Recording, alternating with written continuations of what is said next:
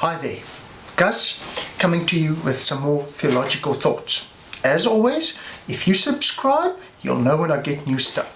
We've been looking at the development of the Trinity in Adventism.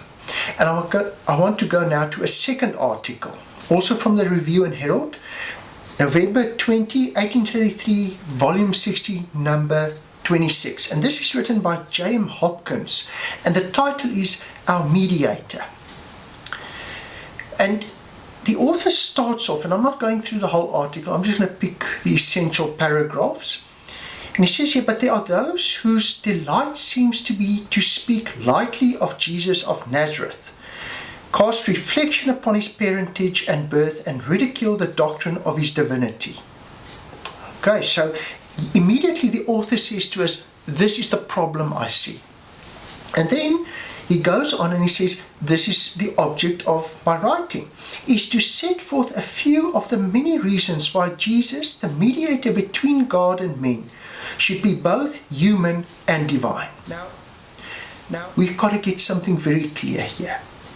When we go to the Bible, Scripture determines there is God, divine, deity, all those words. It applies to one. There's no levels. There's not a God and demigods. And there are created beings. Now, God, the divine or deity, those words apply to the one who is the creator, who is omnipotent, omnipresent, omniscient, and eternal. God cannot have a beginning. There can be no time when God was not, because whatever was in God's absence then becomes greater than God. On the other hand, we've got created beings. This includes angels, humans, animals, fish, birds, the whole lot. We are created. We are limited. We are singularly present. I'm present here. I'm not present everywhere. I'm limited in my knowledge. Much to my frustration, but that's the reality. And we are temporal. And in this context specifically, we have a beginning. I wasn't there for ever and ever. Now, if we look at it this way, God, divine deity, speaks of one who has always been and who will always be. Now let's say that there is one and he starts somewhere there. That's when X comes to an existence, whoever X may be. That period of time before he came to an existence means he cannot be God, divine, or deity. Because if you want to say to me X is Christ, that somewhere in the distant past he was brought forth, well, that makes time greater than the Son of God. Because there was a time when there was time, but when Jesus was not there. So you see the problem. So when we speak of God, divinity, deity, and we want to apply to Jesus, it means he's eternal. He cannot have a beginning. Otherwise, we can't call him God, divine, or deity. Now, let's see what Hopkins writes further. It was therefore necessary that the sacrifice for sin should be more than human. What is more than human? Well, there's only two. You're either a created being, and it's simple. Let's ask the question this way. Who can redeem me? Can another human being redeem me? No. Can an angel redeem me? No. So what is left? Well, only God. The mediator must be one who could comprehend and satisfy the claims of the deity. In glory with the Father before the world was, associated with him in the great creative work, and seated with him upon the throne of universal dominion. The Son of God well knew the nature and immutability of his Father's law, nor did he become less competent when he came to earth. So when this writer speaks of more than man, he's either talking about an angel or God. And that's the first issue that he raises. The mediator must be both God and man. He must be able to equally identify with both.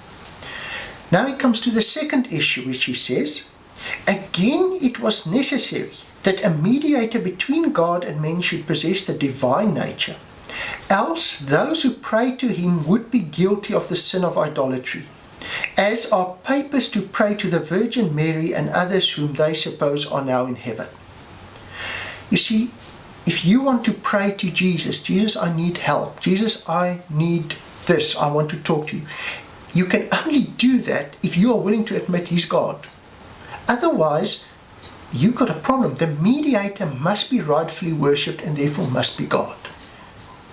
Hopkins continues and says, and it is pleasant in this connection to refer to those wonderful works of Christ which prove His divinity, healing the sick, restoring sight to the blind, unstopping the ears of the deaf, raising the dead, stilling the tempest, feeding the multitudes, casting out evil spirits, and very many other works which was shown conclusively that Jesus was indeed the Son of God.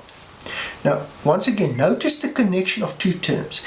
These actions prove Christ's divinity and that He was the Son of God.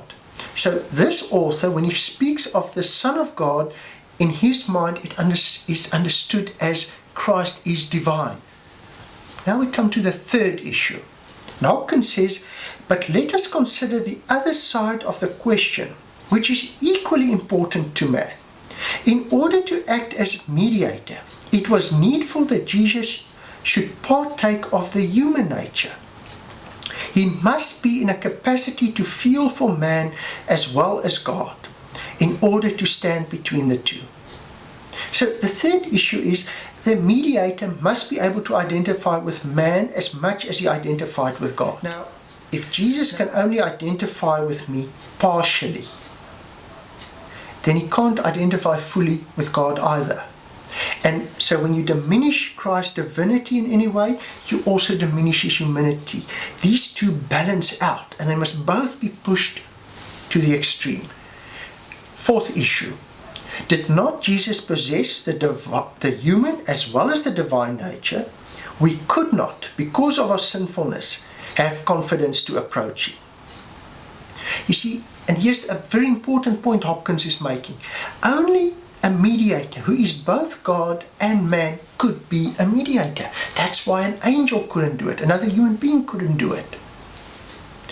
No created being, no being that was brought forth could be my mediator. It had to be God who became man.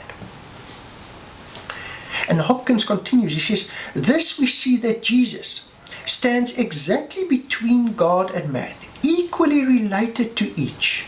He feels for God, for He is the Son of God. He feels for man because He is the Son of man. So Jesus as the Son of God means He's divine. Jesus as the Son of man means He's human. He's equally related. He's fully man, He's fully God. That's why He can be our mediator. Now, this has been a short article, but once again, we can see how these ideas are becoming more prominent. They are being worked out and refined. And here this author is making it very clear, saying, I believe that Jesus is equal to God. And that is not just a philosophical idea, it impacts very practically on how we conceive of as Jesus being our mediator. Hope this has been helpful. Keep an eye out because there will be more coming.